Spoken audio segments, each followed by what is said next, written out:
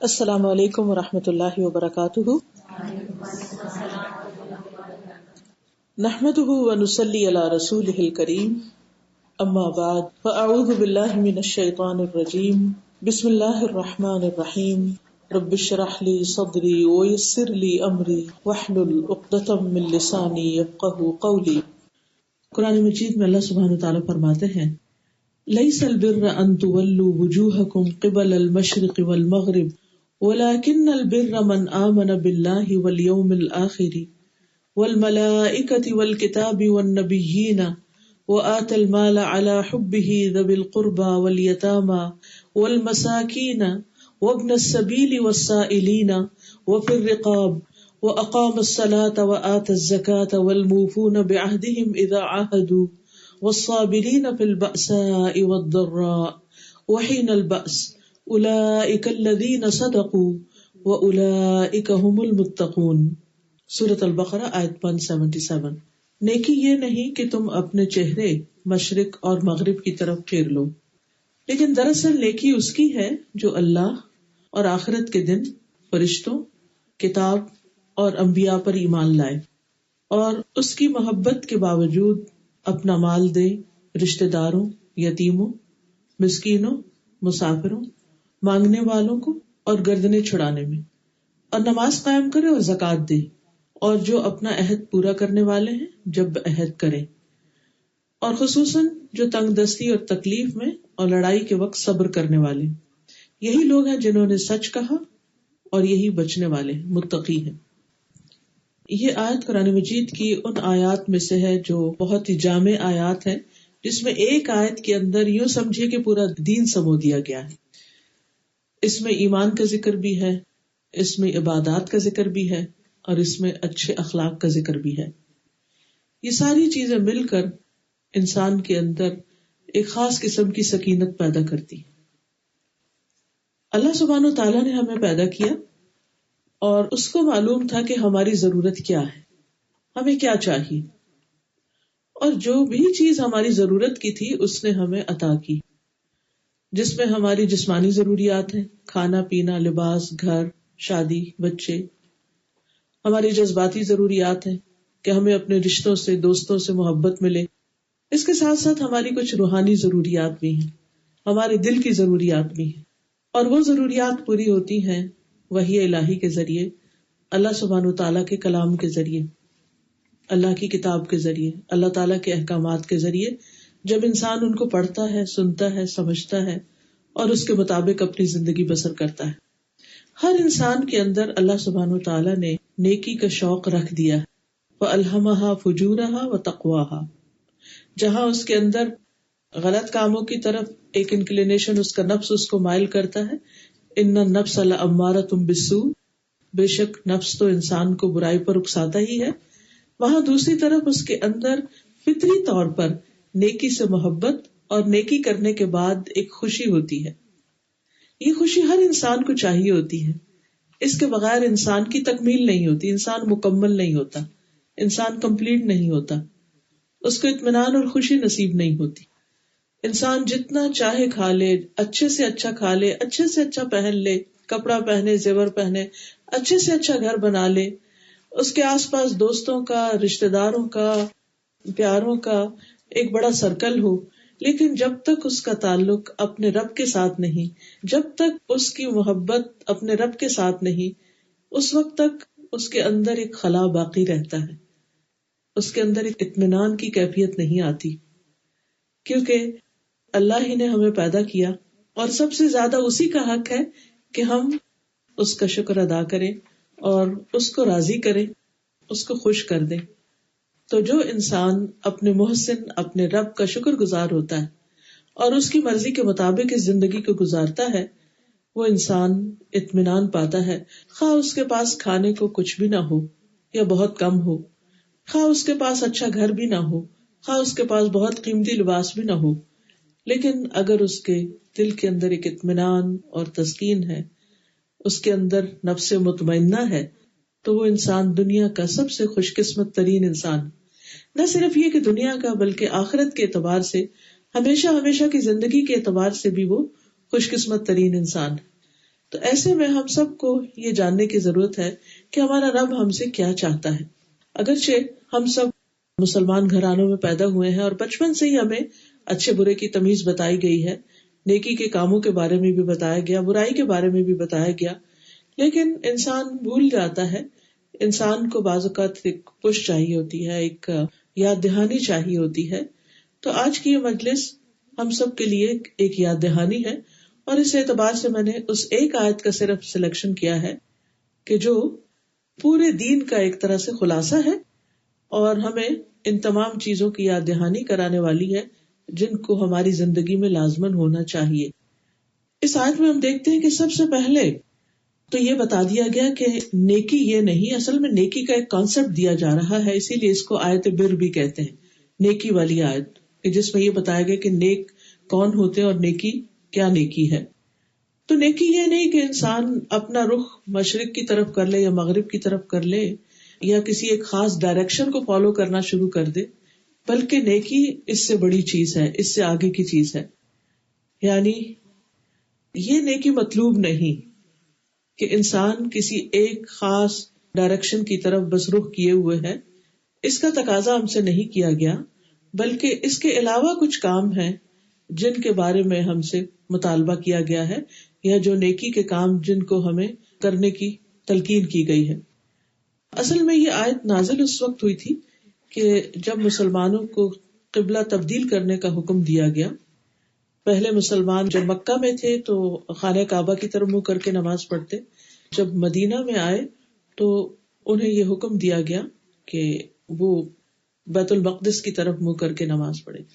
تو یہ حکم جو تھا مسلمانوں پر کچھ گراں گزرا. پھر کچھ عرصے کے بعد پھر قبلہ تبدیل کرنے کا حکم دیا گیا تو یہود کو یہ حکم بہت گراں گزرا کہ یہ کیا بات ہے، کبھی ایک طرف رخ کرنے کا حکم ہے کبھی دوسری طرف. تو حقیقت یہ ہے کہ انسان کے اندر ایک ویکنس ہے کہ وہ چینج کو بہت جلدی ایکسپٹ نہیں کرتا، اس کو وقت لگتا ہے، چاہے وہ اچھائی کی طرف جانے کا ہو یا دوسری طرف جانے کا ہو. تو بہرحال اس چینج کو ایکسپٹ کرنا ان کے لیے مشکل تھا. کبھی ایک طرف ہم رخ کر کے نماز پڑھ رہے ہیں کبھی دوسری طرف. تو یہاں پر دین کی روح اور نیکی کی روح بتا دی گئی کہ وہ کسی ایک ڈائریکشن میں نہیں ہے کہ تم اس طرف رخ کر کے نماز پڑھو گے یا عبادت کرو گے تو وہ زیادہ ایکسیپٹیبل ہے اور دوسری طرف نہیں، بلکہ اصل یہ ہے کہ انسان اللہ کی اطاعت کرنے والا ہو. اللہ سبحانہ و تعالیٰ کا جدھر بھی مڑنے کا حکم ہے اسی طرح مڑ جائے. یہ ہے اصل نیکی. یعنی نیکی کی روح کیا ہے؟ نیکی کی روح یہ ہے کہ انسان وہ کام کرے جن سے اس کا رب راضی ہو جائے، جن سے اس کا رب خوش ہو جائے. وہ چاہے اس کی اپنے نفس کے خلاف ہو، چاہے وہ اس کے سوسائٹی اس کو پسند نہ کرتی ہو، چاہے وہ وقت کے فیشن کے خلاف ہو یا کسی بھی انسان کی چوائس یا پسند کے خلاف ہو. لیکن اگر وہ چیز اللہ سبحانہ و تعالیٰ کو پسند ہے اور انسان اس کی رضا اور اس کی خوشی کے لیے کر لیتا ہے تو یہی دراصل اس کی نیکی ہے. تو نیکی کرنے کا جذبہ تو ہے، لیکن بعض اوقات انسان جب ایک خاص کام شروع کر دیتا نا تو اس میں وہ پھر اس کو مزہ آنے لگتا ہے، وہ ایک کمفرٹ زون میں آ جاتا ہے. وہ کہتا ہے اب میرے لیے بس یہی کافی ہے، اور اس سے آگے یا اس سے زیادہ وہ پھر اس کے نفس پہ گراں گزرتا ہے، اس کے لیے مشکل ہو جاتا ہے. تو اس لیے یہاں پر یہ بتا دیا گیا کہ اصل نیکی یہ ہے کہ انسان اپنے مال کو خرچ کرے، رشتہ داروں، یتیموں، مسکینوں، مسافروں، سوال کرنے والوں، غلامی کے پندے میں پھنسنے والوں کی مدد کرے، ان سے حسن سلوک کرے، پھر نماز قائم کرے، زکوٰۃ دے. اور یہاں دلچسپ بات یہ ہے کہ پہلے حقوق العباد کا ذکر ہے اور اس کے بعد حقوق اللہ کا ذکر ہے، اللہ کی عبادت کا، دی نماز اور زکوٰۃ وغیرہ کا. اور اس کے بعد پھر واپس بات حقوق العباد پہ پلٹ آتی ہے کہ لوگوں سے کیے ہوئے وعدے جو ہیں ان کو پورا کیا جائے، مشکل اوقات میں صبر کیا جائے، مالی پریشانی ہو یا جسمانی تکلیف ہو، کوئی بیماری ہو، اس میں صبر سے کام لیا جائے. تو ایسے ہی لوگ دراصل سچے لوگ ہیں، اور ایسے ہی لوگ دراصل تقوی والے لوگ ہیں جو اللہ سبحانہ وتعالیٰ کو پسند ہے. تو سب سے پہلے ہم احادیث کی روشنی میں دیکھیں گے کہ اسلام میں نیکی کس کو کہا گیا ہے. اس سلسلے میں مسند احمد بن حنبل کی ایک روایت ہے. وابصہ بن معبد کہتے ہیں کہ میں رسول اللہ صلی اللہ علیہ وسلم کے پاس آیا، آپ نے فرمایا تم نیکی کے بارے میں پوچھنے آئے ہو؟ میں نے کہا جی ہاں. آپ نے فرمایا اپنے دل سے پوچھو. نیکی وہ ہے جس سے تمہارا دل مطمئن ہو، جس سے تمہارا نفس مطمئن ہو، اور گناہ وہ ہے جو تمہارے دل میں کھٹکے اور تمہارا سینہ اس کے بارے میں متردد ہو جائے. چاہے لوگ تمہیں فتویٰ دیں اور بار بار فتویٰ دیں کہ نہیں تم کر لو، کچھ نہیں ہوتا، کوئی فرق نہیں پڑتا، لیکن اگر تمہارے اپنے اندر اس کام کو کرنے کے لیے اطمینان نہیں تو اس کو چھوڑ دو. یعنی بہت سی چیزیں ایسی ہوتی ہیں نا کہ جس کے بارے میں ہم کنفیوز ہوتے ہیں یا شک میں پڑے ہوئے ہوتے ہیں، کریں کہ نہ کریں، ایسا کر لیں یا ویسا کر لیں، تو اس میں انسان کبھی ایک طرف راغب ہوتا ہے کبھی دوسری طرف. اس کو اپنی نیت کا بھی کچھ سمجھ میں نہیں آ رہا ہوتا کہ میں کیوں کر رہا ہوں، یہ کیسے کر رہا ہوں. تو پھر انسان کو اپنے اندر جھانک کے پوچھنا چاہیے کہ انصاف والی بات کیا ہے. بہت دفعہ انسان کی زندگی میں ایسے ٹیسٹ آتے ہیں کہ جس میں انسان کے لیے ڈیسیژن مشکل ہوتے ہیں. تو ایسے میں انسان اپنے اندر جھانک کے پوچھے کہ کیا واقعی جو کچھ میں کر رہی ہوں یہ اللہ ہی کی خاطر ہے، اور اگر اس پر مجھے کوئی تعریف نہیں ملتی، کوئی اجر نہیں ملتا، کوئی دیکھنے والا نہیں، تو بھی کیا مجھے اس کو کرنا چاہیے. تو آپ کے اندر کا ضمیر آپ کو بتائے گا کہ ہاں اصل نیکی تو یہی ہے، خواہ وہ دنیا کی نظر میں نیکی نہ بھی ہو یا لوگ اس کو پسند نہ بھی کرتے ہوں. اسی طرح نواس بن سمان سے مروی ہے کہ نبی صلی اللہ علیہ وسلم نے فرمایا نیکی اچھے اخلاق کا نام ہے. یعنی اگر تم نیک بننا چاہتے ہو تو پھر اپنے اخلاق کو درست کر لو. پھر اسی طرح بڑے بڑے کاموں کے علاوہ چھوٹے چھوٹے جو جیسچرز ہیں، چھوٹے چھوٹے کسی کی مدد ہے، وہ کرنا بھی دراصل نیکی کا کام. بعض اوقات ہم سمجھتے ہیں کہ شاید حج کرنا نیکی کا کام ہے، یا پھر کسی کی بہت بڑی اماؤنٹ کے ساتھ مدد کر دینا. تو آپ نے فرمایا کسی بھی نیکی کو حقیر نہ سمجھو، اگرچہ کسی کو ایک رسی ہی دو، یہ چھوٹی سی چیز، یا جوتے کا تسمہ ہی کیوں نہ دو، یہ بھی نیکی ہے. یعنی بڑے بڑے کام بھی نیکی اور چھوٹی چھوٹی چیزیں بھی نیکی میں شمار ہوتی ہیں. اسی طرح راستے سے تکلیف دہ چیز ہٹا دینا. آپ کسی کو کچھ نہیں دے رہے، کچھ نہیں کر رہے، لیکن آپ گزر رہے ہیں اور دیکھتے کہ یہ چیز کوئی اس سے گر نہ جائے، کوئی پھسل نہ جائے، آپ اس کو ہٹا دیتے ہیں. ویسے برف ہی ہٹا دیتے ہیں یا کوئی اور چیز ہوتا ہے نا. بعض اوقات یہ کہ کسی ایک شخص کے اوپر کام آ جاتا ہے تو آپ سوچتے ہیں روز مجھے ہی کیوں یہ کام کرنا ہے، کوئی اور کیوں نہیں کرتا. تو اس وقت اگر انسان اپنی یہ نیت کر لے کہ میں دوسروں سے تکلیف کو ہٹا رہا ہوں تو وہ بھی انسان کے لیے نیکی اور اللہ کے یہاں بہت بڑے اجر کی بات ہوگی. پھر اسی طرح مسکرا کے دیکھنا کسی کو جو ہے یہ بھی نیکی ہے. اس میں تو کچھ بھی خرچ نہیں آتا، لیکن اس پر بھی انسان کے لیے اجر لکھ لیا جاتا ہے. اسی طرح آپ نے فرمایا کہ نیکی کے کسی کام کو حقیر نہ سمجھو، اگرچہ تم اپنے بھائی سے حشاش بشاش چہرے کے ساتھ بات کرو، یعنی خوشی کے ساتھ اور ایک ویلکم کرتے ہوئے. ایک انسان لیے دیے رہے، بہت ریزرو رہے، اور یہ کہ انسان کھلے دل کے ساتھ آگے بڑھ کر کسی سے ملاقات کرے تو یہ بھی نیکی کا کام ہے. پھر اسی طرح سلام کرتے رہنا، سلام پھیلانا، اچھی بات کرنا. ایک شخص آئے اور کہنے لگے اللہ کے رسول صلی اللہ علیہ وسلم آپ مجھے کوئی ایسا کام بتا دیں کہ میں جنت میں چلا جاؤں، جنت میں داخل ہو جاؤں. تو آپ نے فرمایا 2 چیزیں مغفرت کو واجب کرتی ہیں، یعنی اگر تم وہ کرو گے تو تمہارے گناہ بخشے جائیں گے، یعنی جنت میں لے جانے والی ہیں. ایک ہے سلام پھیلانا اور دوسرے اچھی بات کرنا، یعنی دوسروں کے ساتھ وہ بات کرو کہ جس سے ان کا دل خوش ہو، ان کو تکلیف دینے والی بات نہ کرو. اور خاص طور پر جب انسان اپنے گھر والوں کے بیچ میں رہتا ہے یا رشتے داروں کے بیچ میں، تو انسان کو ہر ایک کی ویکنیس بھی پتہ چل جاتی ہے کہ کون کس بات کو مائنڈ کرتا ہے، کس کے سامنے کس چیز کا ذکر کیا جائے تو اس کو پسند نہیں آتی. تو ایسی چیزوں کو بھی اوائڈ کرنا چاہیے. جب ہمیں پتا ہے کہ ہم کسی سے کسی خاص چیز کے بارے میں پوچھیں گے، مثلا اگر کسی کے بچے نہیں تو بار بار اس سے یہی سوال کرنا تمہارے بچے کیوں نہیں یا کیا ہوا تمہیں. اب یہ چیز ہو سکتا ہے اس کے لیے کوئی بہت خوشگوار ٹاپک نہ ہو، چاہے آپ کتنی ہی اچھی نیت کے ساتھ یا کتنے ہی ہمدردی کے ساتھ پوچھ رہے ہوں، لیکن جب ایک دفعہ آپ کو معلوم ہو جائے کہ کسی خاص ٹاپک پہ فلاں شخص کے ساتھ بات کرنا اس کو خوش نہیں کرتا، تو ایسی چیزوں سے بھی انسان کو پرہیز کرنا چاہیے. اور تھوڑی دیر کے لیے انسان اگر اپنی زبان روک لے تو کچھ مشکل نہیں ہوتی. اسی طرح اللہ تعالیٰ کی تسبیح کرنا، حمد کرنا، سبحان اللہ، الحمدللہ، اللہ اکبر، یہ چیزیں تو یہ بھی نیکی میں شمار ہوتا ہے، کیونکہ انسان کے صبح ہر جوڑ پر صدقہ واجب ہو جاتا ہے.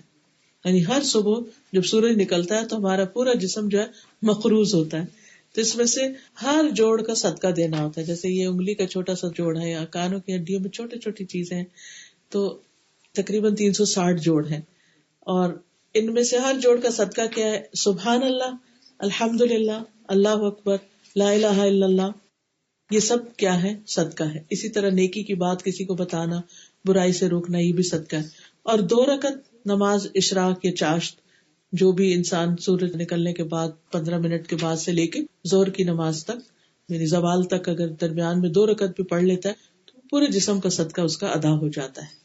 اور جب انسان اپنے جسم کا صدقہ دیتا رہتا ہے اچھے کاموں کے ساتھ، ضروری ہے کہ صرف مال سے دے. ہمارا ایک کانسیپٹ ہے کہ خاص قسم کا بکرا ذبح کر کے یہ کچھ، تو وہ بھی اچھی بات ہے، لیکن اگر وہ میسر نہیں اور یہ دوسرے آسان کام ہمارا دین ہمیں بتاتا ہے تو یہ بھی نیکی شمار ہوتا ہے اور صدقہ ادا ہو جاتا ہے. اسی طرح آپ نے فرمایا کہ تمہارا اپنے بھائی کے ڈول میں پانی ڈال دینا. جیسے کنویں سے پانی لوگ نکالتے تھے، تو اب نکالا ہے آپ نے اپنے لیے، اور اتنے میں کوئی بچہ آ جاتا ہے، کوئی خاتون آ جاتی ہے اور ان کے لیے پانی کھینچنا مشکل ہے، تو آپ نکال کے ان کے اس میں ڈال دیتے ہیں، تو یہ بھی آپ کے لیے صدقہ لکھا جاتا ہے. اسی طرح اگر گھر میں آپ کسی کو جگ سے پانی ڈال کے دے دیتے ہیں یا ویسے پانی پلا دیتے ہیں تو بھی بہترین صدقہ ہے. حتیٰ کہ ایک گھونٹ پانی بھی کسی کو پلانا جو ہے وہ بھی صدقہ شمار ہوتا ہے. یعنی اگر زیادہ نہیں بھی تو بات اوقات ہم کہتے ہیں تو تھوڑا سا ہے، اس سے کیا فائدہ، چلو شرم کے مارے نہیں دیتے، لیکن وہ بھی کسی کو دے دینا نیکی شمار ہوتا ہے. اسی طرح کسی کو سواری پہ سوار کرا دینا، کسی کا سامان اٹھا لینا، خاص طور پر اگر کوئی بیمار ہو یا کوئی بوڑھا ہو، تو یہ ساری چیزیں صرف اس سے تعریف یا شکریہ لینے کے لیے نہیں بلکہ اللہ سبحانہ وتعالیٰ کی رضا کے لیے یہ ساری چیزیں نیکی میں شمار ہوتی ہیں. اسی طرح کسی کو راستہ بتا دینا، راستہ دکھا دینا. پھر اسی طرح کسی ایسے شخص کو جو خوف اور تنہائی محسوس کرے، اس کو انس دینا، اس کا حال چال پوچھ لینا. خصوصاً جب ہمارے والدین بوڑھے ہو جاتے ہیں، اگر بیک ہوم ہیں تو کوئی ان کے پاس نہیں ہے یا صرف سروینٹس کے ساتھ رہ رہے ہیں، تو پھر ایسے میں اگر آپ انہیں کال کر لیتے ہیں یا ان کا حال چال پوچھ لیتے ہیں یا ان کے جو کوئی پرابلمز ہیں ان سے کہتے ہیں کہ آپ مجھ سے شیئر کر لیں، اس کا کوئی سولوشن آپ دے دیتے ہیں، کوئی اچھا مشورہ دے دیتے ہیں، تو ایسے خوف اور فکر اور ہم اور غم کسی کا بانٹنا جو ہے یہ بھی نیکی میں شمار ہوتا ہے. اسی طرح اپنے شر سے دوسرے کو بچانا، یعنی صرف زبان کے نہیں، ہر طرح کے، کہ کسی کو دھکا نہ دے انسان، کسی کو پش نہ کرے، کسی کو کسی بھی طرح کی تکلیف نہ دے.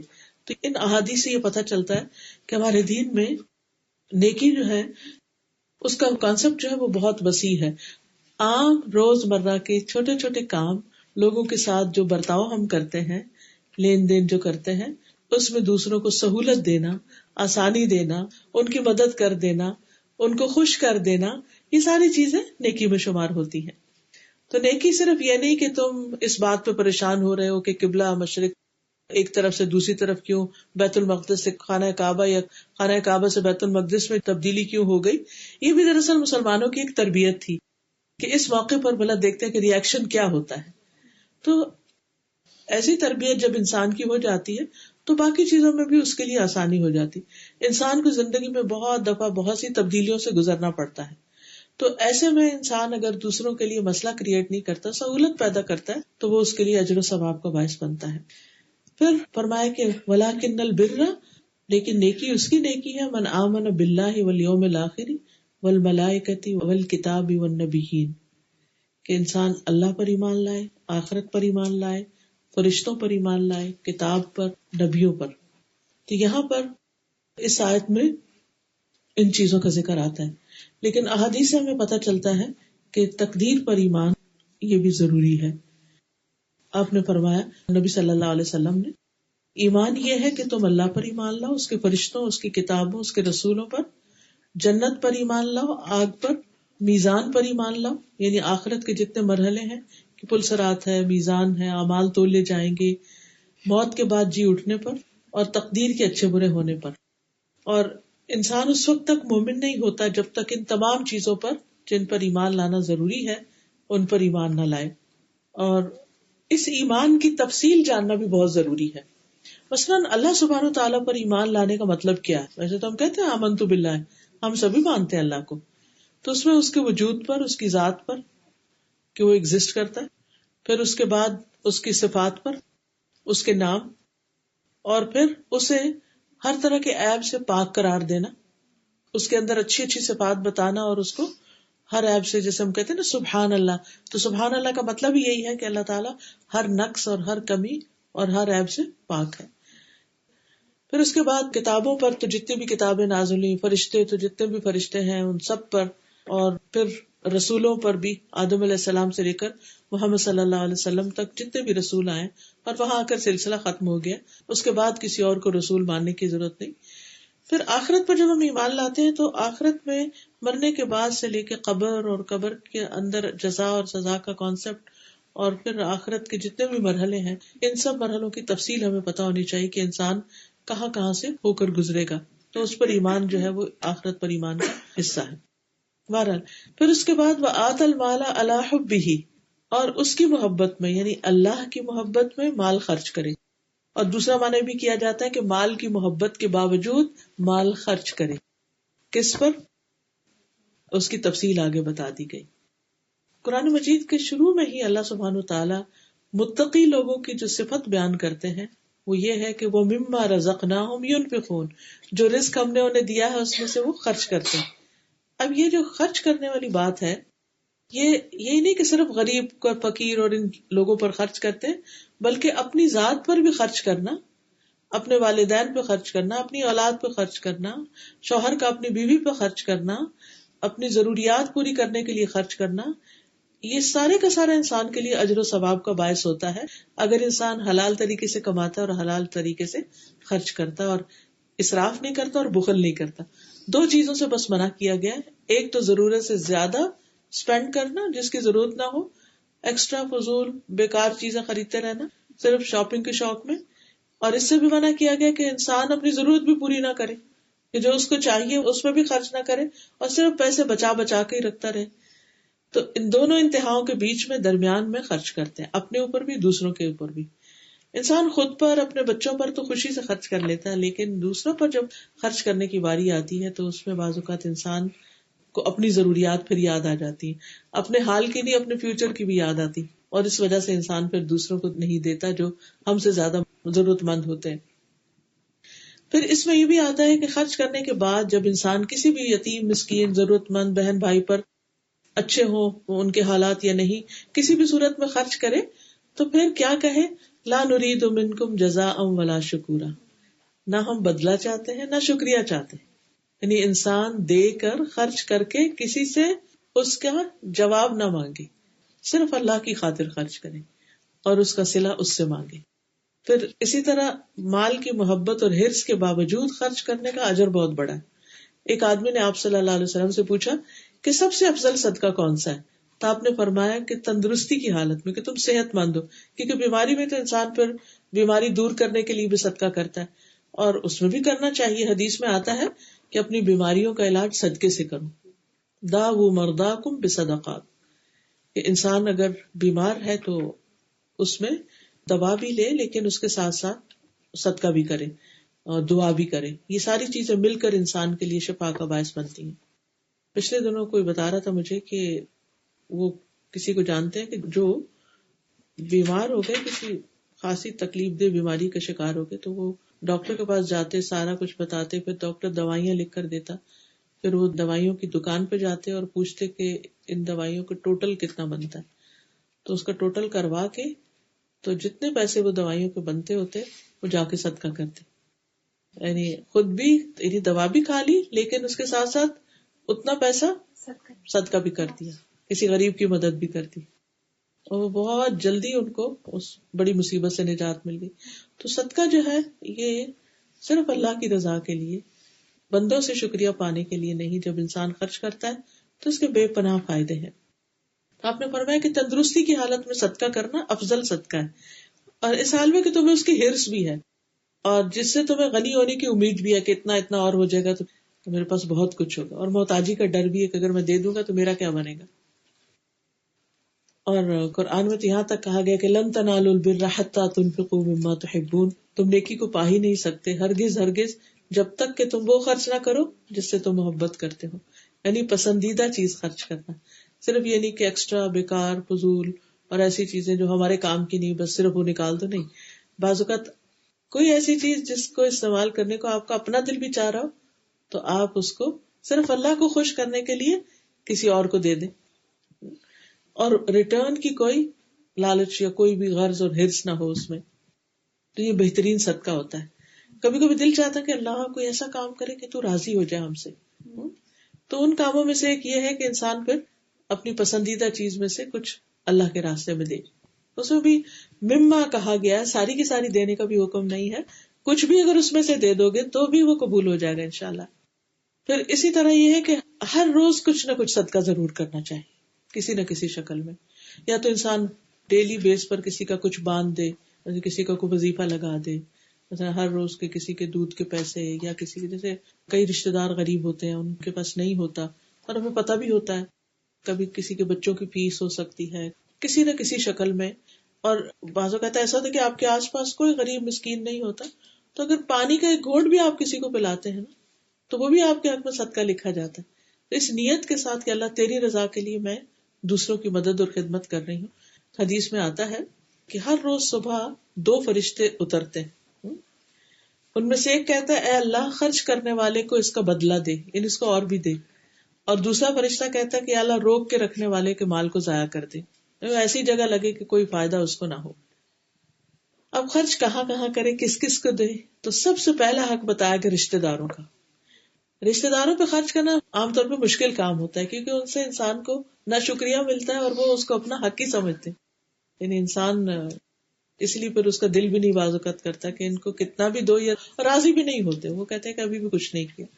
تو ایسوں کو دینا جو ہے وہ زیادہ اجر کا باعث ہے. اور آپ نے فرمایا کہ 1 دینار وہ ہے جو تم اللہ کی راہ میں دیتے ہو، ایک وہ ہے جو غلام کو آزاد کرنے کے لیے دیتے ہو، ایک وہ ہے جو کسی مسکین کو دیتے ہو، اور ایک وہ ہے جو اپنے گھر والوں پہ خرچ کرتے ہو. تو اجر کے لحاظ سے سب سے افضل وہ ہے جو تم اپنے گھر والوں کو دے رہے ہو، اپنے اہل و عیال پہ خرچ کرتے ہو. پھر اسی طرح آپ نے فرمایا نبی صلی اللہ علیہ وسلم نے کہ تمہارا اپنے آپ کو کھلانا تمہارے لیے صدقہ ہے. یعنی اگر تم اپنے لیے جا کے کچھ خرید کر لائے ہو اور پکا رہے ہو پھر کھا رہے ہو، اس پر بھی تمہارے لیے اجر ہے. کیونکہ انسان یہ نیت رکھتا ہے نا کہ میری صحت اچھی ہو تو میں بندوں کی بھی خدمت کروں، اللہ کی بھی اچھی طرح عبادت کروں. تو ہمارے دین میں ہر ایفرٹ جو اچھی نیت کے ساتھ کی جاتی ہے اس پر انسان کو ریوارڈ ملتا ہے اور وہ اس کی عبادت بن جاتی ہے، چاہے وہ دنیاوی ضروریات ہی کیوں نہ پوری کرنی ہو. رسول اللہ صلی اللہ علیہ وسلم نے فرمایا جب کوئی شخص اپنے گھر والوں پہ خرچ کرتا ہے اور اس پر ثواب کی نیت رکھتا ہے تو وہ خرچ کرنا بھی اس کے لیے صدقہ ہے. ایک حدیث میں آتا ہے کہ آپ نے فرمایا جب آدمی اپنی بیوی کو پانی پلاتا ہے تو اسے اجر دیا جاتا ہے. تو ارباز بن ساریہ کہتے ہیں کہ یہ حدیث سن کر میں اٹھا اور بیوی کو پانی پلایا اور اسے یہ حدیث بھی سنائی کہ میں اس لیے کر رہا ہوں. تو اب دیکھیے کہ یہ ہمارا دین دراصل ہمارے اپنے ہی گھریلو تعلقات کو خوشگوار کرنے کے لیے کتنا مددگار ہے. اصل میں ہوتا یہ ہے کہ کام وہی ہوتا ہے جو ہم نے کرنے بھی ہوتے ہیں، لیکن ہم بوجھل قدموں سے کر رہے ہوتے ہیں. کون اٹھے دے، اب پھر پانی بھرے، یعنی وہ دل میں ایک تنگی سی جو آ جاتی ہے نا، وہ ایسی احادیث وہ تنگی دور کر دیتی. کرنا تو ہے ہی، ہلکے دل کے ساتھ خوشی کے ساتھ کرتے رہیں اور کوئی جواباً ہمارے لیے نہ بھی کرے. کیونکہ بعض اوقات ایسا ہوتا ہے نا، آپ کسی کے لیے اتنا کرتے ہیں اور وہ ایک دن شکریہ بھی نہیں کہتا، ایک دن جواب میں کچھ آپ کے لیے نہیں کرتا، تو پھر انسان سوچتے کہ ایسے لوگوں کے ساتھ پھر انسان ان کے ساتھ کچھ بھی نہ کرے تو بہتر. نہیں، جب اللہ کے لیے کرنا ہے تو اس کا اجر کئی گنا زیادہ ہی بڑھ جائے گا بنسبت اس کے. آپ نے فرمایا سب سے افضل وہ صدقہ ہے جو اس رشتے دار پہ کیا جائے جو پوشیدہ دشمنی رکھتا ہے، نہیں دل میں تم سے حسد رکھتا ہے یا تمہیں پسند ہی نہیں کرتا، تم سے کبھی خوشی نہیں ہوتا، تو اس کو دینا تمہارے لیے زیادہ اجر کا باعث. کیونکہ دیتے رہو کبھی تو اس کا دل موم ہو ہی جائے گا، کبھی تو وہ بغض اور نفرت دور ہو ہی جائے گی، کبھی تو غلط فہمیاں دور ہو ہی جائیں گی. اور یہ احسان کرنا جو ہے وہ بالآخر انسانوں کے ذہن کو تبدیل کر ہی دیتا ہے. آخر کتنے دن کوئی ہم سے کھچ کے رہے گا؟ اگر ہم خیر کرتے رہیں گے تو اس کا دل بھی مائل ہو ہی جائے گا. دوسرا جو خرچ کرنے کی خاص جگہ ہے وہ یتیم ہے، آرفنز. قرآن مجید میں بھی آتا ہے کہ یسألونک ماذا ينفقون، آپ سے پوچھتے ہیں کہ کیا خرچ کریں. قل ما انفقتم من خیر فللوالدین والاقربین والیتامى، آپ ان سے کہہ دیجئے کہ جو تم خرچ کرو تو اپنے والدین پر اور رشتہ داروں پر اور یتیموں پر اور مسکینوں پر. والدین کا ذکر خاص طور پر کیوں کیا گیا؟ آپ میں سے جو لوگ بھی اسٹیج پر آ چکے ہیں کہ ایک طرف والدین بھی زندہ ہیں اور دوسری طرف بچے بھی بڑے ہو رہے ہیں، تو اپنے دل سے پوچھئے کہ کس پر خرچ کرتے ہوئے آپ خوشی سے اور محبت اور چاہت سے خرچ کرتے ہیں، یا جب کوئی چیز پاس آتی ہے تو پہلا خیال کس کا آتا ہے، یہ کس کو دے کر آپ کو بہت خوشی ہوتی ہے، یہ کس کے لیے اس کو جمع کر لیتے ہیں، کس کے لیے رکھتے ہیں؟ تو عموماً اولاد ہی ہوتی ہے، اولادی کی طرف دھیان جاتا ہے. ماں باپ کی طرف دھیان ویسے ہی کم جاتا ہے کیونکہ ساری زندگی ہم لینے کے عادی ہو جاتے ہیں نا، تو وہ لگتا ہے کہ شاید ان کو دینے کی ضرورت بھی نہیں، ان کے پاس تو آلریڈی بہت کچھ ہے. بھلے ان کے پاس سبھی کچھ ہو، پھر بھی کچھ نہ کچھ ان کے ساتھ کرتے رہنا جو ہے یہ بر الوالدین میں آتا ہے، نیکی میں آتا ہے. اور والدین کے ساتھ نیکی ان نیکیوں میں سے جس کا صلہ انسان کو دنیا میں بھی ملتا ہے، جس کا ریوارڈ جلدی آتا ہے. یعنی انسان کو اگر کوئی پریشانی ہے، کوئی تکلیف ہے اس کی زندگی میں، تو سب سے پہلے والدین کا دل خوش کرنے کی کوشش کرے، خواہ وہ ایک فون کال ہو، خواہ ان کے لیے کوئی گفٹ بھیجنا ہو، خواہ کسی اور کو بھجوانا ہو، جاؤ ان کے پاس بیٹھو، ان کی مدد کرو، یا کسی بھی اعتبار سے. پھر یہ ہے کہ یتیم کی پرورش خواہ اپنے گھر میں رکھ کے کی جائے یا اس کا کوئی وظیفہ باندھ دیا جائے. آپ نے فرمایا اپنے یا کسی دوسرے کے یتیم بچے کی پرورش کرنے والا، میں اور وہ جنت میں اس طرح ہوں گے بشرطے کہ وہ اللہ سے ڈرتا ہو. یعنی بالکل یہ جیسے دو انگلیاں، شہادت کی اور درمیانی انگلی کو آپ نے ساتھ ملا کے بتایا کہ اس کو جنت میں اعلیٰ ترین مقام ہوگا، قریب ہوگا میرے. اب آپ دیکھیے کہ یتیموں کی پرورش وہ عورت بھی کرتی ہے جس کا شوہر فوت ہو جاتا ہے اور وہ چھوٹے چھوٹے بچوں کو پالتی ہے. تو اسی لیے حدیث میں آیا ہے کہ اپنا یتیم کون سا؟ اس صورت میں کہ جب باپ چھوٹے بچوں کا فوت ہو جائے. وہ عورت اگر کماتی ہے، محنت کرتی ہے. اسی طرح بعض اوقات ہسبینڈ جو ہے وہ چھوڑ کے چلے جاتے ہیں، سنگل پیرنٹ کے طور پر انسان اپنے بچوں کو لک آفٹر کر رہا ہوتا ہے یا کسی بھی وجہ سے کسی مشکل میں ہے. تو ایسے میں بہترین صدقہ جو ہے یا بہترین خرچ کرنا جو ہے یہ ایسی جگہ ہے. رسول اللہ صلی اللہ علیہ وسلم نے فرمایا جس نے اپنے یا دوسرے کے یتیم بچے کو اپنے ساتھ ملا لیا، یہاں تک کہ اللہ نے ان کو اس کی وجہ سے غنی کر دیا، یعنی بڑا کر دیا، تو اس کے لیے جنت واجب ہو جاتی ہے. یعنی چھوٹے سے لے کر بڑے پڑھایا لکھایا، شادی کر دی اور وہ انڈیپینڈنٹ ہے، تو ایسی صورت میں یہ لازم جنت میں لے جانے والے کاموں میں سے ہے. پھر اسی طرح یتیم کے سر پہ ہاتھ پھیرنا، دعا دینا. یعنی بعض اوقات آپ مال خرچ نہیں کر سکتے یا آپ کے پاس اتنا نہیں ہوتا، تو بھی ان سے محبت کا سلوک کرنا، ان کی کیئر کرنا، یہ بہت فائدہ مند ہے. پھر نیکی کیا ہے؟ مساکین کے ساتھ اچھا سلوک کرنا. مسکین کون ہوتا ہے؟ مسکین وہ شخص ہوتا ہے جس کے پاس اپنی ضروریات، بیسک نیڈز پوری کرنے کے لیے انف نہ ہو. جیسے کھانا تو 2 وقت کے کھانے کے محتاج ہیں، کپڑا نہیں ہے، یا گھر نہیں ہے، ٹھکانا نہیں ہے. کوئی ضروری نہیں کہ آپ ان کو کوئی مینشن بنوا کر دیں، لیکن چلے ان کا منتھلی رینٹ ہی پے کرنے کا کچھ کر دیں، کچھ رشتے دار مل جل کے کر دیں. بعض اوقات باقی بہن بھائیوں کے پاس ہوتا ہے، کسی ایک بہن بھائی کے پاس نہیں ہوتا، تو ان کی مدد کرنا. اسی طرح اگر بچوں کی ایجوکیشن کے لیے ان کے پاس نہیں ہے تو ان کی فیس وغیرہ کا بندوبست کرنا. یعنی ہمیں معلوم ہے کہ بھائی کی آمدنی بس اتنی ہے کہ جس سے گھر کا گزارا چلتا ہے، بچے پڑھ نہیں سکتے اس میں، لیکن آپ کے پاس ایکسٹرا ہے تو بہتر ہے کہ پہلے ان کو دیا جائے، وہ زیادہ اجر و ثواب کا باعث. اسی طرح مسکین سے محبت بھی کرنا. عموماً ہماری محبتیں کس سے ہوتی ہیں؟ کہ جن کے پاس بیٹھ کے ہمارا دل خوش ہوتا ہے، یا جن سے ہمیں کوئی فائدہ پہنچے، یا ہمیں وہ اچھے لگتے ہو، یا کسی بھی طرح جو قریب ہو. لیکن ایسے لوگ جو دنیاوی اعتبار سے پیچھے ہوتے ہیں، جن کے پاس نہ اچھا لباس ہے، نہ اچھا گھر ہے، نہ اچھا کھانا ہے، تو عموماً لوگ ان سے دوستی نہیں رکھتے، ان سے تعلق نہیں رکھتے، ان کے گھر جانا اپنے اسٹیٹس کے خلاف سمجھتے ہیں. لیکن انسان کی نیکی کیا ہے کہ ایسے لوگوں کے پاس خود جائے، جا کر ان کے پاس بیٹھے، ان سے محبت کرے. اس سے انسان کا اپنا دل بھی نرم ہوتا ہے. ہم نے دیکھو کہ دل میں بعض اوقات سختی سی آ جاتی، ایک عجیب وحشت سی ہونے لگتی. ایک شخص نبی صلی اللہ علیہ وسلم کے پاس ہے، کہنے لگے کہ میرا دل سخت ہے، تو آپ نے اس کو یہی بتایا کہ یتیم کے سر پہ ہاتھ پھیرے. تو یہ یتیم اور مسکین لوگوں کے پاس جانا، ان کے لیے کوئی کام کاج کر دینا، نبی صلی اللہ علیہ وسلم نے فرمایا بیوہ اور مسکین کے لیے دوڑ دھوپ کرنے والا. دوڑ دھوپ کا مطلب کیا ہے؟ کبھی انہیں ڈاکٹر کے پاس لے جاؤ، کبھی ان کو شاپنگ کرانے کے لیے لے جاؤ، کبھی ان کے کوئی کسی دفتر کا کام آ گیا ہے وہاں لے جاؤ. اب وہ ایسی خواتین ہیں یا ایسے لوگ ہیں جو دوسروں پر ڈیپینڈنٹ ہیں.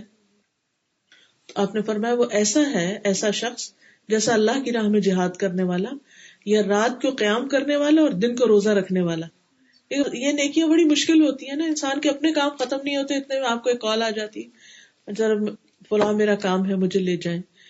کچھ لوگ بیمار ہوتے ہیں، ان کو ساری زندگی بہت اچھی گزری ہوتی ہے لیکن بڑھاپے میں نہ خود گاڑی چلا سکتے ہیں، نہ کہیں جا سکتے ہیں، نہ آ سکتے ہیں، خصوصاً جب موسم سخت ہو جاتا ہے.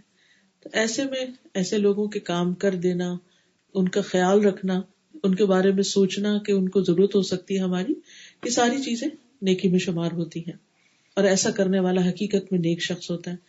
نبی صلی اللہ علیہ وسلم نے فرمایا مسکینوں سے محبت کرو. ابو سعید کہتے تھے مساکین سے محبت کرو، کیونکہ میں نے رسول اللہ صلی اللہ علیہ وسلم کو فرماتے ہوئے سنا، آپ اپنی دعا میں کہتے تھے اے اللہ مجھے مسکین کی زندگی، مسکین کی موت اور میرا حشر مسکینوں کی جماعت کے ساتھ ہو، کیونکہ قیامت کے دن مساکین جو ہے جنت میں دوسرے لوگوں کے مقابلے میں 500 سال پہلے پہنچ جائیں گے. صحابہ جو تھے وہ مساکین کا بہت خیال رکھتے تھے اور ان کو اپلفٹ کرتے رہتے تھے، ساتھ ملاتے تھے. جعفر بن ابی طالب نبی صلی اللہ علیہ وسلم کے کزن ہیں، حضرت علی کے بھائی ہیں، تو خاص طور پر ان کے بارے میں آتا ہے کہ وہ مساکین کا بہت خیال رکھتے. جن لوگوں کے پاس کوئی اپنی ضرورت کی چیزیں نہیں ہوتی تھی انہیں کھانے پینے کو تو اپنے گھر لے جاتے، کچھ نہ کچھ کھلاتے. اور کبھی ایسا بھی ہوتا تھا کہ کچھ بھی ان کے گھر میں نہیں ہوتا تھا تو وہ گھی یا شہد رکھنے کا جو برتن ہوتا تھا وہی لے آتے تھے کہ چلو اس کو ہی چاٹ لو. تو صحابہ کہتے ہیں کہ ہم اس میں جو کچھ ہوتا تھا اس کو چاٹ لیتے تھے، یعنی اس میں بھی شرم محسوس نہیں کرتے تھے کہ اچھا اب بلا لیا اور کچھ ہے نہیں، جو بھی ہے بیئر منیمم وہی پیش کر دو. اسی طرح نبی صلی اللہ علیہ وسلم کو ایک دفعہ ایک گوہ ایک جانور ہوتا ہے وہ پیش کی، جیسے لیزرڈ کی طرح ہوتا ہے، تو آپ کو پسند نہیں تھا تو آپ نے اس کو نہیں کھایا. تو حضرت عائشہ کہتی ہے کہ آپ مساکین کو کھلا دیں، تو آپ نے فرمایا جو چیز خود نہیں کھاتے ان کو بھی نہ کھلاؤ. یعنی مساکین کو صرف بچا کھچا نہیں بلکہ اچھی چیزیں بھی دو. پھر وابن السبیل مسافر کا حق ہے. اب مسافر کون ہے؟ مسافر ایک تو وہ شخص ہے کہ جو کہیں بھی ٹریول کر رہا ہے، امیر ہے یا غریب ہے، لیکن راستے میں اچانک بیمار ہو گیا ہے یا اس کا سب کچھ لٹ گیا، کھو گیا ہے، یہ راستہ کھو گیا، بھول گیا. کیونکہ ضروری نہیں کہ ہر شخص ہائی ویز پہ ہی سفر کرنے والا ہو، بعض اوقات آؤٹ اسکرٹس میں بھی نکل جاتے ہیں، ایسے علاقے بھی ہوتے ہیں جہاں گاڑیاں نہیں جاتی ہیں، گھوڑے خچروں پر بھی آج تک وہاں پر لوگ ٹریول کرتے ہیں پہاڑی علاقوں میں. تو ایسی صورت میں اس کی مدد خواہ پانی کے گلاس سے ہی کیوں نہ ہو، یعنی ضروری نہیں کہ وہ کو بہت کچھ ہم اس کے لیے کریں، جتنی ہماری توفیق ہو اس کی مدد اور خدمت کرنا جو ہے. آپ صلی اللہ علیہ وسلم نے اس کے بارے میں بتایا کہ مرنے کے بعد جن نیکیوں کا ثواب ملتا ہے یعنی صدقہ جاریہ کے، اس میں سے مسافر خانہ بنانا بھی ہے. اسی لیے آپ دیکھیں کہ ابھی بھی اگر آپ اسلامک ورلڈ میں ٹریول کریں تو ان کے جو پرانے علاقے ہیں، مثلا مجھے کچھ سال پہلے سیریا جانے کا اتفاق ہوا، تو وہاں جو ان کا اولڈ سٹی تھا ڈماسکس کا اور ایون حلب کا، وہاں پر کچھ اس طرح کے گھر بنے ہوئے تھے جیسے آپ یوں سمجھیں جیسے پاکستان میں کبھی آپ کسی ٹرک اڈے کے اوپر گئے ہوں یا کچھ، تو وہ چھوٹے چھوٹے سے گھر اوپر نیچے اور پورے ایک. تو میں نے پوچھا کہ یہ کیا، تو کہتے کہ یہاں ٹریڈرز آتے تھے اور آ کے تو اپنی چیزوں کا خرید و فروخت کرتے اور ان جگہوں پر ان چھوٹے چھوٹے کمروں اور گھروں میں، جیسے آج کل تو ہوٹل بن گئے، تو یہاں رہا کرتے تھے.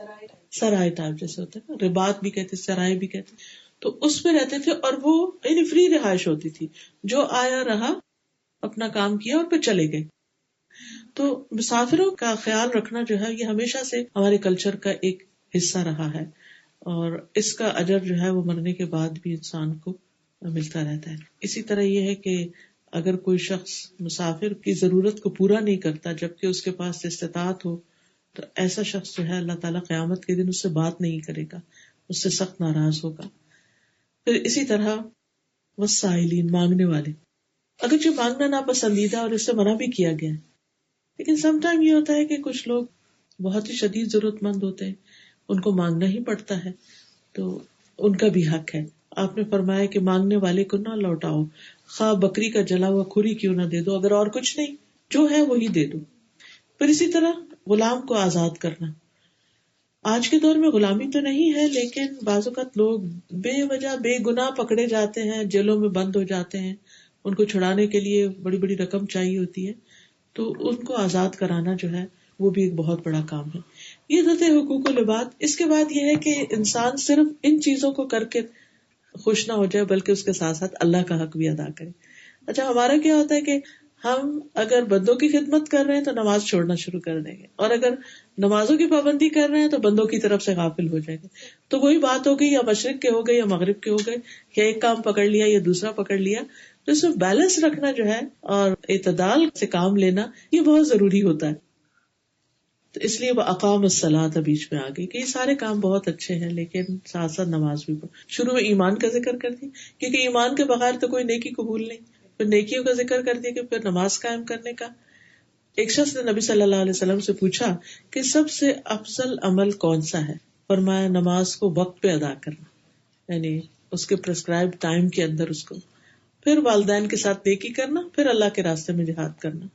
پھر اسلام کا ستون ہے نماز، اور نماز جو ہے وہ انسان کی برائیوں کو دور کرتی ہے. اللہ سبحانہ وتعالی روزانہ 2 بار فرشتوں سے بندوں کی نمازوں کی خبر لیتے. قیامت کے دن تو پوچھیں گے، لیکن دنیا میں بھی دن کے 2 اوقات میں فرشتوں سے پوچھتے ہیں کہ میرے بندوں کو کس حال میں پایا. ابو ہریرہ کہتے ہیں، یہ بخاری کی روایت ہے کہ رسول اللہ صلی اللہ علیہ وسلم نے فرمایا تمہارے پاس دن اور رات میں فرشتے باری باری آتے ہیں. وہ نماز فجر اور نماز عصر میں اکٹھے ہوتے ہیں، یعنی دن کی ڈیوٹی دینے والے عصر کے وقت جب جانے لگتے ہیں تو عصر کی نماز تک رکے رہتے ہیں، اور نئی ڈیوٹی والے بھی آ جاتے ہیں، تو یہ دونوں وہاں پر اکٹھے ہوتے ہیں. پھر ایک شفٹ اپنی پوری کر کے چلے جاتے ہیں اور دوسرے پر صبح کے وقت تبدیلی ہوتی ہے. فرمایا کہ جو فرشتے رات کو تمہارے پاس رہے، جب وہ آسمان پہ جاتے ہیں تو اللہ تعالیٰ ان سے پوچھتا ہے، حالانکہ وہ بندوں کے حال سے خود بھی خوب واقف ہے. وہ پوچھتا ہے کہ تم نے میرے بندوں کو کس حال میں چھوڑا؟ وہ کہتے ہیں ہم نے اس حال میں چھوڑا کہ وہ نماز پڑھ رہے تھے، اور اس حال میں پہنچے کہ وہ نماز پڑھ رہے تھے. تو دن رات مومن بندے کی گواہیاں اللہ کے پاس جاتی رہتی ہیں کہ وہ نماز ادا کر رہے تھے. رسول اللہ صلی اللہ علیہ وسلم نے فرمایا اللہ تعالیٰ نے اپنے بندوں پر 5 نمازیں فرض کی ہیں. جو شخص انہیں اس طرح ادا کرے گا کہ ان میں سے کسی چیز کو ضائع نہ کرے اور ان کا حق معمولی نہ سمجھے کہ اگر قضا ہو گئی یا کچھ تو کہ کوئی بات نہیں، اس کو معمولی نہ سمجھے، تو اللہ کا وعدہ کہ اسے جنت میں داخل کرے گا. اور جو انہیں اس طرح ادا نہ کرے تو اللہ کا کوئی وعدہ نہیں، چاہے سزا دے چاہے معاف کر دے، پھر یہ اس کے اپنے اوپر ہے. اور یہ بھی ہم سب کو معلوم ہے کہ قیامت کے دن پہلا سوال نماز کے بارے میں ہوگا. اگر یہ درست ہوئی تو باقی چیزیں ٹھیک ہو جائیں گی، اگر اس میں خرابی ہے تو باقی سارے اعمال میں بھی بگاڑ آ جائے گی. اور یہ حقیقت ہے کہ اگر نماز کا انسان ادا کرنے کا پابند ہو جائے تو باقی زندگی میں بہت اعتدال آ جاتا ہے، کیونکہ خود بخود ٹائم مینجمنٹ بھی آ جاتی ہے. پھر اسی طرح یہ کہ زکوٰۃ کی ادائیگی، نماز کے بعد زکوٰۃ کا درجہ قرآن مجید میں بہت جگہ نماز اور زکوٰۃ اکٹھے ہیں. زکوٰۃ جو ہے یہ اللہ تعالیٰ کی رحمت حاصل کرنے کا ذریعہ ہے، اللہ کا قرب حاصل کرنے کا ذریعہ ہے، مال کا شر اور وبال دور کرنے کا ذریعہ ہے. رسول اللہ صلی اللہ علیہ وسلم سے ایک شخص نے کہا اللہ کے رسول اگر کوئی شخص اپنے مال کی زکوٰۃ ادا کرے تو کیسا ہے؟ تو آپ نے فرمایا جس نے اپنے مال کی زکوٰۃ ادا کی بس اس سے مال کی برائی جاتی رہی، یعنی مال پاک ہو گیا اس کا، اور جو خوش دلی سے زکوٰۃ دے اس کے ساتھ بھی جنت کا وعدہ ہے. پھر اسی طرح زیور جو ہم پہنتے ہیں اس پر بھی زکوٰۃ دینی چاہیے. اس سلسلے میں ایک سنن نبی داؤد کی روایت ہے، حضرت عائشہ کہتی ہیں کہ ایک دن رسول اللہ صلی اللہ علیہ وسلم میرے پاس آئے اور میں نے ہاتھوں میں چاندی کی موٹی موٹی انگوٹھیاں پہنی ہوئی تھی. آپ نے پوچھا عائشہ یہ کیا ہے؟ میں نے عرض کیا اللہ کے رسول میں نے اس لیے بنوائی ہے تاکہ آپ کے لیے زیب و زینت اختیار کروں. آپ نے فرمایا کیا تم اس کی زکوٰۃ ادا کرتی؟ میں نے کہا نہیں، یا جو اللہ نے چاہا وہ کہا. تو آپ نے فرمایا تمہیں جہنم میں لے جانے کے لیے یہی کافی، یعنی اگر تم اس زکوٰۃ کو ادا نہ کرو. تو اس لیے بہت کیئرفل ہونا چاہیے. ہم یہ کہتے رہتے کہ تو سسرال کا زیور ہے، ہم تو کماتے نہیں، ہم اس میں سے کیا دیں؟ نہیں، اسی زیور میں سے نکالنا ضروری ہے. اسی طرح اگر خود کما کے کچھ خریدا ہے تو اس میں سے بھی زکوٰۃ دینے کی، بس صرف یہ کہ سال گزرنا ضروری ہے، اور 7.5 تولے سونا اور 52 تولے چاندی جو ہے وہ ہونی چاہیے، تب زکوٰۃ عائد ہوتی ہے. یا اس کے ایکویلنٹ اگر کرنسی ہو انسان کے پاس. پھر نماز زکوٰۃ کا ذکر کرنے کے بعد وعدوں کی پابندی کی بات کی گئی کہ اپنے وعدے پورے کرتے ہیں. اصل میں یہ کہ وعدہ جو ہے وہ اس کے بارے میں قیامت کے دن سوال کیا جائے گا. وَأَوْفُوا بِالْعَهْدِ إِنَّ الْعَهْدَ كَانَ مَسْئُولًا. عہد کی پابندی کرو کیونکہ اس کے بارے میں پوچھا جائے گا. نبی صلی اللہ علیہ وسلم ہر خطبے میں فرماتے تھے اس میں ایمان ہی نہیں جس میں امانت نہیں، اور اس کا دین ہی نہیں جو وعدہ نہیں پورا کرتا. اور وعدہ شکنی جو ہے یہ فاسقوں کی علامت ہے جیسے قرآن مجید میں بتایا گیا، اور منافقین کی علامت ہے. کمٹمنٹس کو نبھانا، اپنے وعدے کو پورا کرنا یہ مومن کی شان ہے. اور آخر میں جو چیز ہمیں بتائی گئی وہ ہے صبر. صبر کب؟ فی البأساء والضراء، مصیبت میں، تنگی میں، تکلیف میں، یعنی مشکل حالات میں. اصل میں اللہ تعالیٰ نے ہمیں دنیا میں امتحان کے لیے بھیجے، ہمیں ٹیسٹ کیا جا رہا ہے، اور اللہ تعالیٰ نے خود ہی بتا دیا کہ تمہیں مختلف طرح سے آزماؤں گا میں. وَلَنَبْلُوَنَّكُمْ بِشَيْءٍ مِّنَ الْخَوْفِ وَالْجُوعِ وَنَقْصٍ مِّنَ الْأَمْوَالِ وَالْأَنفُسِ وَالثَّمَرَاتِ وَبَشِّرِ الصَّابِرِينَ الَّذِينَ إِذَا أَصَابَتْهُمْ مُصِيبَةٌ قَالُوا إِنَّا لِلَّهِ وَإِنَّا إِلَيْهِ رَاجِعُونَ. ہم ضرور تمہیں آزمائیں گے خوف میں سے، بھوک میں سے، جان، مال اور پھلوں کی کمی میں سے. یعنی کبھی کوئی فوت ہو سکتا ہے، کبھی کوئی بیمار ہو سکتا ہے، کبھی لگی ہوئی کھیتی ساری برباد ہو سکتی ہے، اور اسی طرح باقی نقصان بھی، خوف ہو سکتی ہے، کچھ کھانے کو نہیں ہو سکتا، جاب جا سکتی ہے، کچھ بھی ہو سکتا ہے. تو ایسے میں بشر الصابرین، صبر کرنے والوں کو خوشخبری دے دو. الذین اذا اصابتهم مصیبۃ قالوا انا للہ وانا الیہ راجعون. جب انہیں کوئی مصیبت آتی ہے تو کہتے ہیں ہم اللہ کے لیے اور اللہ ہی کی طرف جانے والے. اگر کوئی چیز ہم سے کھو گئی تو ہم بھی تو جانے والے. تو بہرحال مومن وہ ہوتا ہے جو ان آزمائشوں کے وقت، تکلیفوں کے وقت صبر کرتا ہے. اور صبر کیا ہے؟ اللہ سے گلہ شکوہ نہ کرنا، اور چیخ و پکار نہ کرنا، اور کوئی ایسی حرکت نہ کرنا کہ جو اللہ تعالیٰ کو پسند نہیں. نبی صلی اللہ علیہ وسلم نے فرمایا مومن کے متعلق اللہ کی تقدیر اور فیصلے پہ مجھے تعجب ہوتا ہے. اگر اسے کوئی بھلائی حاصل ہوتی ہے تو اپنے رب کی تعریف کرتا ہے، شکر ادا کرتا ہے. کوئی مصیبت آتی ہے تو اپنے رب کی تعریف کرتا ہے اور صبر کرتا ہے. یعنی تکلیف میں بھی پھر رب سے راضی رہتا ہے. یہ ہے صبر. صبر کے 2 درجے ہوتے ہیں اور اجر بھی ان کے مطابق ہے. ایک درجہ یہ ہے کہ جب کوئی تکلیف آئے تو انسان اس پر خاموشی اختیار کر لے، شکایت نہ کرے. دوسرا یہ کہ تکلیف آئے، شکایت بھی نہیں کرے اور اللہ سے راضی بھی رہے. یہ اعلیٰ ترین درجہ ہے، یہ مقربین کا درجہ ہے کہ انسان تکلیف کے وقت میں ہائے ہائے نہ کرے اور گلے شکوے نہ کرے، بلکہ کہے کہ اللہ کی رضا پہ راضی ہے. اور جس کو یہ ملے اسے سب سے بڑی نعمت مل گئی. اور قرآن مجید میں آتا ہے وَبَشِّرِ الصَّابِرِينَ، صبر کرنے والوں کو خوشخبری دے دیجیے. اور پھر صبر کرنے والوں کا اجر بے حساب، انلمیٹڈ. اور یہ بھی یاد رکھنا چاہیے کہ انسان کو مدد صبر کے ساتھ ہی ملتی ہے. اللہ تعالیٰ صبر والوں سے محبت کرتا ہے، واللہ یحب الصابرین. اجر جو ہے جنت ہے. سلام علیکم بما صبرتم فنعم عقبی الدار. اب یہاں 2 جگہوں پر خاص طور پر اس آیت میں بتایا گیا، بأسا اور ضراء. اور اس میں مالی پریشانیاں بھی آتی اور جسمانی بیماری اور تکلیف بھی آتی. یعنی چاہے مال سے پریشانی ہو، باہر سے پریشانی ہو، یا اندر کی پریشانی. ایسا کرنے والے اولئک الذین صدقوا، یہ سچے لوگ ہیں، یعنی اپنے ایمان میں سچے ہیں، جنہوں نے کہا کہ اللہ ہمارا رب ہے، ہم اللہ پر ایمان رکھتے ہیں، ہم مسلمان ہیں. یہ اپنے اسلام میں سچے ہیں، اپنے دین میں سچے ہیں. وَأُولَئِكَ هُمُ الْمُتَّقُونَ، اور یہی متقی لوگ ہیں. وہ متقی وہی ہوتا ہے نا جو نیکی کرتا ہے اور گناہ سے بچتا ہے اور پھر نتیجتاً عذاب سے بچ جاتا ہے. تو تقوی جو ہے اس کا تقوی ہے جو یہ سارے کام کرتا ہے. خلاصہ یہ ہے آخر میں، یہ جو ساری بات ہمیں بتائی گئی اول سے آخر تک، وہ یہ ہے کہ انسان اپنی زندگی میں اعتدال کے ساتھ اچھے طریقے سے اللہ کی عبادت بھی کرے اور بندوں کے حقوق بھی ادا کرے اور اچھے اخلاق کو اپنائے اور نیکیوں میں دوڑتا چلا جائے. کیونکہ جو کچھ ہم یہاں کریں گے کل قیامت کے دن وہی ہمارے سامنے آئے گا، وہی ہمیں ملے گا. آپ یوں سمجھے کہ اس وقت ہم محنت کر کے کام کر کے اپنے لیے آخرت کے بینک میں بہت کچھ ڈپازٹ کرا رہے ہیں. جتنا کچھ بھی ڈپازٹ کرا ہے وہی کل آپ کو واپس ریٹرن ملے گا. ہمیں سے ہر ایک کو دیکھنا چاہیے کہ وہ کل کے لیے کیا کر رہا ہے اور کیا جمع کروا رہا ہے، کیونکہ جو اس وقت ہمارے پاس دنیا میں ہے وہ سب تو جانے ہی والا ہے، اور باقی وہ ہے جو اللہ کے پاس ہے آخرت میں.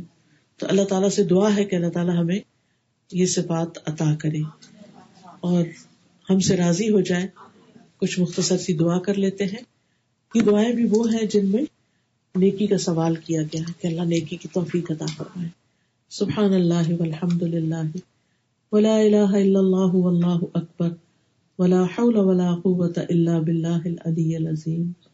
اللہم صلی علی محمد وعلی آل محمد کما صلیت علی ابراہیم وعلی آل ابراہیم انک حمید مجید. اللہم بارک علی محمد وعلی آل محمد کما بارکت علی ابراہیم وعلی آل ابراہیم انک حمید مجید. ربنا آتنا فی الدنیا حسنۃ وفی الآخرۃ حسنۃ وقنا عذاب النار. ربنا اننا سمعنا منادیا ینادی للایمان ان آمنوا بربکم فآمنا. ربنا فاغفر لنا ذنوبنا وکفر عنا سیئاتنا وتوفنا مع الابرار. اللهم انی اسألک فعل الخیرات وترک المنکرات وحب المساکین وان تغفر لی وترحمنی واذا اردت فتنة فی قوم فتوفنی غیر مفتون. واسألک حبک وحب من یحبک وحب عمل یقربنا الی حبک. یا حی یا قیوم برحمتک استغیث لا الہ الا انت سبحانک انی کنت من الظالمین.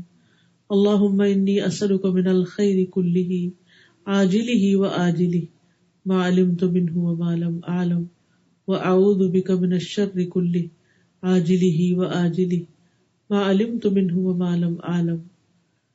لا الہ الا انت سبحانک انی کنت من الظالمین. لا حول ولا قوة الا باللہ العلی العظیم. یا اللہ پاک ہم سب پر اپنی رحمت نازل فرما، اور ہم نے جو پڑھا سنا ہے ہمیں اس پر عمل کی توفیق عطا فرما، اور ہمارے نفع مند علم میں اضافہ فرما. یا اللہ تو ہمارے گناہ معاف کر دے.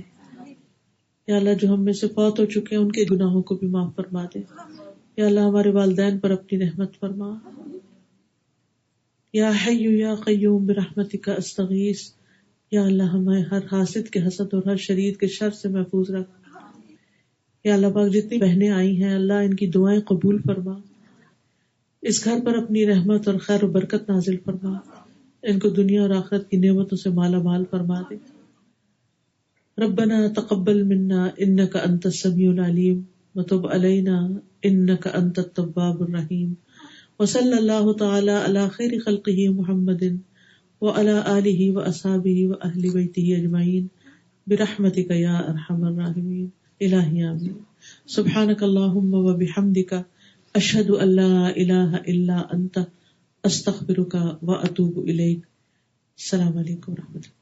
اگر آپ کے ذہن میں کوئی کوشچن ہو، کوئی بات آپ کرنا چاہیں، یا آسیہ آپ کچھ کہنا چاہیں، یا آپ اس میں سے جو کچھ ہم نے ریمائنڈر لیا ہے اس میں کچھ ایڈ کرنا چاہیں. میں سوچ رہی تھی کہ اسپیشلی اس سوسائٹی میں، اس کمیونٹی میں سوشل ورک کا اتنا زیادہ کانسیپٹ ہے یہاں پہ یوتھ میں، اینڈ بہت زیادہ لوگ سوشل ورک کر رہے ہیں، ہاسپٹل وزٹ کر رہے ہیں، پریزنٹ وزٹ کر رہے ہیں، لیکن واٹس مسنگ آؤٹ از دا عبادات. جیسا سادہ نے بتایا بیلنس کرنا بہت ضروری ہے، اینڈ دیٹس دا پرائیورٹی. عبادات فرسٹ اینڈ دین حقوق عباد ساتھ ساتھ چلے گا، لیکن پہلے تو بس مجھے اس کا ریمائنڈر تھا اپنے لیے بھی. میں اپنے بچوں کو بھی کہتی ہوں کہ ڈو ناٹ فورگیٹ یور عبادت، you are first before anyone comes. اصل میں عبادت ہمیں اسٹرانگ کرتی ہے بندوں کی مدد اور خدمت پر. صرف آپ سے یہ پوچھنا تھا کہ چارج کی نماز کا ٹائم کیا؟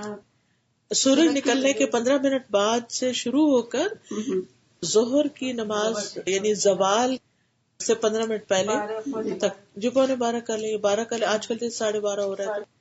تو اس میں 2 رکعت چاہے اول وقت میں پڑھے، چاہے درمیان میں، چاہے آخر میں. جب شروع میں پڑھتے ہیں تو اس کو ہم اشراق بولتے ہیں. جب ہم ذرا دھوپ بہت چڑھ جاتی ہے تو اس کو پھر چاشت بولتے ہیں، یہ دوحہ. لیکن دونوں ہوتے ایک ہی، جیسے کہ وہ صدقہ نماز ایک ہی ہے، صدقہ اس میں سے نکل جاتا ہے، چاہے آپ جلدی پڑھ لیں چاہے دیر سے پڑھیں. صحیح.